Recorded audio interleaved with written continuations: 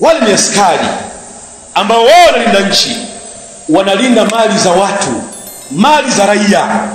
Mali zinaharibiwa, watu wanatia moto, askari afanye nini? Watarajia nini wewe? Haya mengine watakuwa wanajibu wao ikiwa watazipata hizo sauti. Watakuwa wanajibu huko kwenye mahekalu yao na kwenye makanisa yao.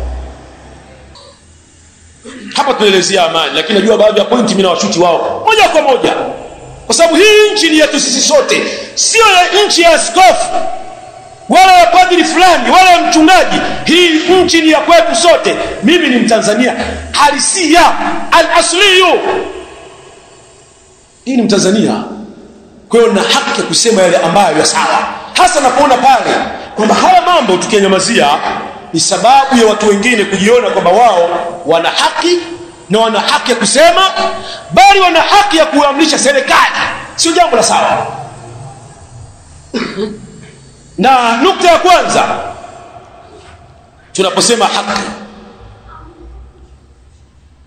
haki ni nini? Tukisema haki ni nini? Haki inamaanisha upatikanaji wa kile ambacho cha sawa, cha msingi au cha haki kwa kila mtu. Ndio maana ya haki, kwamba kupatikana kitu kwa haki, kwa sawa, kwa kila mtu apate haki yake. Hii ndio maana ya haki. Ndio maana nikasema kwamba inawezekana kweli ikawa ni kweli haki. Swali: je, Waislamu sio watu wenye haki katika nchi hii? Hii ni swali, ni lazima tupate majawabu kwamba je, Waislamu sio watu ambao wana haki katika nchi hii? Swali la pili: Waislamu hawana mchango mkubwa ambao waliotoa katika kupatikana uhuru wa nchi hii? Haya mambo lazima tujiulize. Tunawauliza wao watupe majawabu. Nani ambaye asiyajua mchango ambao wameutoa Waislamu katika nchi hii kupatikana uhuru? Mpaka wazee wetu wamekufa kwa sababu ya kupambana na uhuru. Watu walikuwa wanamshika yule baba wa taifa, wanampeleka anafunga saumu, wanashinda naye ndani ya funga, lengo upatikane uhuru wa nchi hii. Waislamu wana mchango mkubwa sana. Kwa hiyo kufikia hatua mkajalia kwamba Waislamu ni daraja ya pili au ya tatu, si jambo la sawa katika nchi hii. Lakini pia suali jingine, Waislamu sio binadamu au ni kama mnyama mwingine tu, punda, ng'ombe? Si binadamu, si maana leo kuna watu ambao walisimama wakasema unajua kuna haki za binadamu. Haki za binadamu zimekiukwa. Haki za binadamu zipi? Moja. Haki za binadamu zipi? Tukisema Waislamu au haki za binadamu, hawa haki za binadamu muda si mrefu na pengine mpaka leo wa Palestina wanakufa. Haki gani za binadamu zilisimama na wakasema wale ambao wanakufa au kwa sababu ni Waislamu hawana haki? Lao kama wangelikuwa ni makafiri wale, dunia ingesema. Lakini kwa sababu ni Waislamu, watu wakachukulia kwamba Waislamu hawana haki. Kwa hiyo Muislamu ni kama vile punda. Ufupi wa maelezo kuhusiana na haki, kwa maana kwamba jambo la kwanza tukisema haki ni kutendewa kwa usawa. Yaani kila mmoja apate usawa wake, kila mmoja apate haki yake. Swali: usawa uko wapi leo katika nchi hii? haki iko wapi baina ya Waislamu na Wakristo katika nchi hii? Iko wapi haki? Kwa sababu unaposimama ukasema kwamba haki maana yake ni kutendewa haki kwa usawa. Hivi watu wanadhania kwamba sisi Waislamu hatujui chochote ambacho kinachoendelea katika dunia, kwamba baina ya serikali na Wakristo twajua mpaka ruzuku ambazo tunazozipata. Ruzuku hizo zinatoka serikalini. Zile pesa na mali, yale mafungu ambayo wanachota ni mafungu ya kodi za Watanzania ambao tukiwemo Waislamu. Leo Waislamu wanatoa kodi zao zinakwenda kanisani, tunajua sisi. Lakini je, ni nani aliye kusimama na kusema kwamba na Waislamu wapewe? Waislamu wana haki kwa sababu ya kile ambacho kinapatikana na haki yao.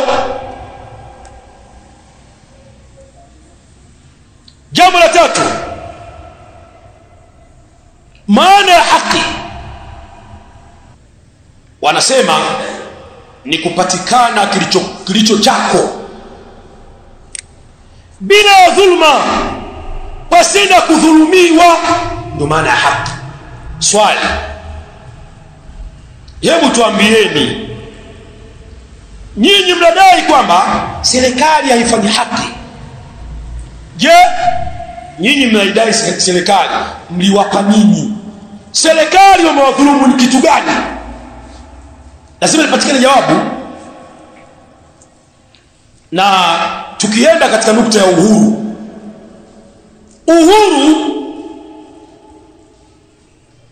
pasina mipaka ni vurugu, na haiwezekani. Hata majumbani kwenu pia kuna mipaka. Hakuna askofu wala mchungaji ambaye atakasema watoto wataongea tu. Lazima nyumbani kwako weka utaratibu. Mtoto ataongea kile ambacho kinastahili kuongea, kinyume cha hapo la hawezi kuongea, utamziwia. Kwa nini serikali isiwe na utaratibu? Hakuna serikali ya sampuli hiyo kwamba kila mmoja ana haki ya kusema, ana haki ya kuongea, uhuru. Hakuna jambo hilo. Cha ajabu sasa, kama Waislamu wakiongea mambo au baadhi ya mambo, utasikia watu wanasema huyu mambo ya udini, cha kwanza ndio gaidi huyu, atazamwa huyu ni gaidi tu huyu, udini huu. Lakini hayo yanayosemwa huko watu wala wasemi kama udini. Alafu baya zaidi, utakuwa unasoma zile comments za watu wengine, utaona majina yao ya Kiislamu, wamdhania kwamba huyu ni Muislamu pengine, lakini hajui kitu gani anachosema. Anasimama anaungana na maaskofu ambao wao lengo lao sio kingine, tusidanganyane hapa. Lengo lao, kwa nini anaongoza Muislamu? Basi hii ndio shida. Kwa nini mama anaongoza Muislamu? Anaongoza baba wa taifa, hatukusikia maneno sisi. Akaongoza Mzee Mwinyi, watu wakatia maneno mengi sana.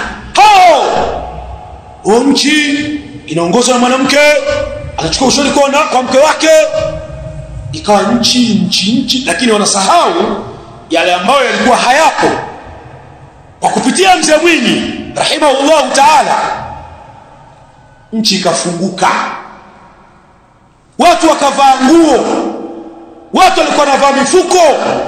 Nchi hii ilikuwa ukikamatwa na kipande cha sabuni unakwenda jela wewe, lazima ukatoe maelezo. Nani ambaye asiyajua? Sisi tumeona, si kama tumesimuliwa. Leo panasema vibaya Waislamu ambao ni sababu ya watu kufunguka maisha yao. Akaingia Mzee Mkapa. Alipoingia Mzee Mkapa akasema maneno mengi, fungeni mkanda na vitu gani, hakuna aliyesema, watu kimya. Bali waislamu pia waliuawa, hakuna aliyesema. Watu walikuwa walikufa waislamu sana tu, na haya kayaandika kwenye kitabu chake, haya yapo, akiomba msamaha kwa yale aliyofanya. Lakini nani alisema? Watu walikaa kimya, kimya kabisa, hakuna alisema, kwa sababu waliokufa ni waislamu. Leo hawa waliokufa miongoni mwao ni watu ambao mtu anasimama, askofu anasema hawana silaha. Wamechoma na nini sheri za watu? Wamechoma na nini magari ya watu? Wametia hasara za watu, bali ni majambazi, ni wizi. Hakuna sheria hiyo. Inakuwaje mambo haya? Akaingia Kikwete, watu wakamsema, kazi kucheka tu. Wataka nini nyinyi? Lakini wakati huo wao wenyewe wanakiri, makanisa, maaskofu, wachungaji, unasikia wanakuambia wakikaa waislamu tunanufaika sana sisi. Sasa kuna mambo ya OIC ambao jambo hili ni jambo linalohusu waislamu, ambao jambo hili ni jambo linalohusiana na waislamu. Mwaka 1992 nyinyi mliingia mkataba na serikali wa kuchota pesa, tunajua ya mambo, mkachota mchochota mpaka kesho machota ni pesa. Waislamu walipokuja kutaka kujiunga na OIC, nyinyi mkaumia, na waislamu walipeleka jambo hili bungeni kuomba kwamba lipitishwe na suala ukadhi, lakini nyinyi mlipinga. Kwa nini mlipinga? Kwa sababu ya kutazama kwamba waislamu sasa, makadhi sasa watalipwa mishahara kutoka serikalini, na mnaona kwamba waislamu hawana haki, kwa hiyo nyinyi ndio mna haki zaidi ya haya. Tunajua sisi tulikuwa tunanyamaza, sasa tunayasema mjue twayajua, wala tutaji dunia hiyo. Tuwaambia dunia ijue ya kwamba tunajua, na hichi mnachokifanya kutakuchafua nchi tunajua, na ndio malengo ya kanisa duniani, hasa Katoliki. Hii ndio kazi yao. Kazi yao ni kupambana popote. Kuna makala hiyo inatembea ikielezea mambo mengi tu kuhusiana na historia duniani, Katoliki kishika nchi, lengo lake ni nini? Hakuna maendeleo, wala maslahi yao tu. Kuna mchungaji mmoja nilimsikia anaongea jana au juzi, asema kanisa limepoteza mwelekeo, lishaingia kwenye siasa. Akasema najua mnatukana sana, tukaneni tu, lakini huu ndio ukweli, mmepoteza mwelekeo. Sisi tunasema kwamba umepotea, wao hawajapoteza mwelekeo, washapotea kwenye dini. Tunasimama hiyo dini yao haipo sahihi. Sikukuelezea huko, lakini nawaambia kwamba sikupotea kwenye siasa tu, maana kwenye siasa hata Ponda pia yuko huko, si uko nao? Huyo Ponda na yuko nao, ndio mwanaharakati. Watu wengi wanaona kwamba ni shekhe, hao ndio mashenja hawa. Akapita Kikwete, akaja mzee Magufuli, akatawala, wakaufyata fya, hakuna aliyesema. Na mpaka siku moja nakumbuka aliongea maneno, akawapa onyo. Mbona mnaficha ile audio au video? Mbona mnaficha hiyo video? Hebu itumeni. Alionya kwamba nisisikie waraka, si kitu gani waraka wenu, ole wenu. Na akasema mimi najua duniani nyinyi ndio ambao mnaoleta vurugu. Akatolea mifano ya huko kwa Watusi, huko wapi, Watusi na Wahutu wapi, Rwanda. Akatolea mfano ule kwamba tazama kule watu walikuwa wakikimbilia kanisani wanauawa, wakikimbilia msikitini wanapata amani. Kwa nini? Kwa sababu lengo lao kanisa ni uongozi, hawana chochote. Sasa si mnataka tuseme? Kwa sababu kuna watu leo wanalalamika, unawasikia nakwambia utekaji umekithiri, watu wanauawa. Ni kweli? Kwani umeanza kuuawa leo? Kwani umeanza kutekwa leo? Nani asiyejua hili jambo? Katika sehemu ambazo watu wamepotea, viroba vimeokotwa kwenye mifereji, baharini, mbona mnajua wapi? Mbona msemi? Kweli wa kweli, mbona mliushaka? Kipindi cha Kikwete watu walikuwa na mambo ya mchakato wa katiba, wakapambana, katiba mpya. Kikwete akaitikia, lakini baadaye alipoingia Magufuli, kabla katiba mpya ile, watu wakanyamaza kimya, hakuna anaongelea katiba mpya. Akaondoka. Alipoingia Mama Samia, tayari katiba mpya, kwa sababu tutaka haki sisi. Hawa watu watake haki.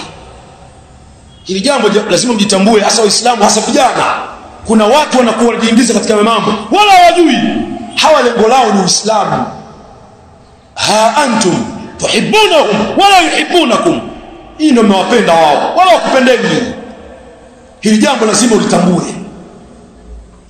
Wao wana chuki na Uislamu na wanapambana dhidi ya Uislamu na watu lala. Ukasikia maneno mengi leo mitandaoni, si watu kila kitu, dunia nani? Kwani wao na rais wao ni nchi gani ambayo ina rais? Msituchafulie nchi yetu. Mmeshinda kuishi hapa, hameni. Kama nilivyosema Mlio, ambaye sikuishi hapa ahame. Lakini wallahi hatutoacha kuyasema haya mambo, kwa sababu tukinyamaza wanatuona kama vile sisi mabwege fulani hivi, hatujui mambo. Twajua. Tena nataka niwaambie jambo, sisi bwana tuna mwongozo wa Qur'ani na Sunna. Lau kama ingelikuwa dini yetu hii inasema si wanafanya hivi na sikufanya hivi, tungeshachafua siku nyingi sana, na hakuna ambaye angeweza kuzuia. Ninawaambia mimi, lau kama dini yetu ilikuwa inaruhusu, tungewaambia Waislamu sasa tupambane, tungepambana. Lakini dini yetu turuhusu. Sisi ni watulivu sana, tena sana. Tunatulizana, tuna subira, tutawapa Waislamu subira, lakini haya lazima tuyabainishe. Allahu almusta'an. Tena katika ile nukta ya OIC kadhalika na ukadhi, waliongea maneno mabaya sana. Wakasema haya maneno yani hizi agenda na vitu gani viingizwe kwenye katiba? Katiba itanajisika. Kwa maana yani yale mambo yetu sio ukadhi ya OIC yatainajisi katiba ya nchi. Kwa maana mtohara sana. Wao wanashinda kujitambua kwamba je, wao wako tohara hivi? Wao na nguruwe kumweka hapa nani anatoa nafuu? Hilo jawabu watakuwa nalo wao. Lakini sitawaambia kwamba katika Uislamu sisi tuna mwongozo ambao ni sahihi. Hatukuwa na vurugu tukakaa kimya tukanyamaza, kwa sababu tukijua kwamba haya mambo tukiyashikilia hapatokaa salama nchini kwetu. Tukaamua kutulizana kadhalika na kuwatuliza Waislamu. Ndugu zangu Waislamu, fandhuru kaifa karana Allahu ni'mataini. Tazameni namna Allah subhanahu wa ta'ala alivyozifanya pamoja neema mbili adhimatain tukufu, at-ta'ama min al-ju', chakula kutokana na njaa, wal amna, at-ta'ama min al-ju', chakula kutokana na njaa, wal amna min al-khawf, kadhalika na amani kutokana na hofu. Kwa nini? Fahuma asasu istiqrar al-insani wa rahatihi. Chakula au amani kadhalika na chakula ndio msingi katika misingi ya utulivu wa mwanadamu, kadhalika na raha yake. Anasema Al-Hasan al-Basri rahimahullah ta'ala, Al-Hasan al-Basri rahimahullah ta'ala anasema ni'matani la ya'rifu qadrahuma, hakuna anayejua thamani yake, nafasi yake, illa man faqadahuma, isipokuwa yule ambaye aliyekosa neema hizi mbili. Ukikosa neema mbili hizi utajua thamani yake. Akasema al-amnu wal afia, amani kadhalika na afya. Ukiwa na afya huwezi kujua kwamba una thamani wewe. Ukiwa una afya huwezi kujua una thamani. Watu wangapi ambao hawajui kwamba mimi nina amani na thamani, mimi nina afya na thamani, na kitu ambacho ni thamani? Watu wengi hawajui, lakini ukikosa amani utajua. Watu wa Mwanza, baadhi yetu mwajua kile ambacho kilichopita kwa siku mbili tu. Wenye akili wanatambua amani ni nini. Wagonjwa walijua thamani ya afya, kwa sababu mtu ni mgonjwa anaendaje hospitali? Hakuna amani. Huo ni mfano tu. Amani haijapotea kabisa, ipo. Lakini leo unamsikia askofu anasema dunia inajua kwamba amani haipo, watu wamegawanyika. Umegawanyika wewe na mkeo, lakini sisi tuko na amani. Hakuna aliyegawanyika, sisi tuko salama kabisa. Kama wewe na mkeo mmegawanyika ni wewe. Lakini usikae ukatoa maneno ambayo kama vile wapumbavu wa Kenya baadhi yao. Maana kuna baadhi ya wapumbavu wa Kenya wanatia maneno katika nchi yetu, lengo ni kuichafua nchi. Lakini ukipatiliza ni udini. Hii ni shida kubwa sana. Kuna mmoja anamuita mwanasheria, wakili mmoja anaitwa Suna nani shui, alikuwa akimtetea bwana mmoja Tundu Lissu. Anaitwa nani shui, yule rais wa mawakili Suna nani, aliongea ujinga mmoja huyo. Mbumbukusi sijui. Mwambukusi. Haya. Huyo bwana ni katika wapumbavu kabisa ninasema. Kwa sababu nilimsikia alafu anasema eti maneno kwamba unajua sasa hivi Tanzania watu wanaongelea udini. Ajabu kabisa, udini. Tukwambia hebu kuwa basi na adabu. Wajua kwamba nani alianza kuongelea udini? Huu udini umeanzisha hao wachungaji wenu. Hili jambo liko wazi, hakuna asiyekijua.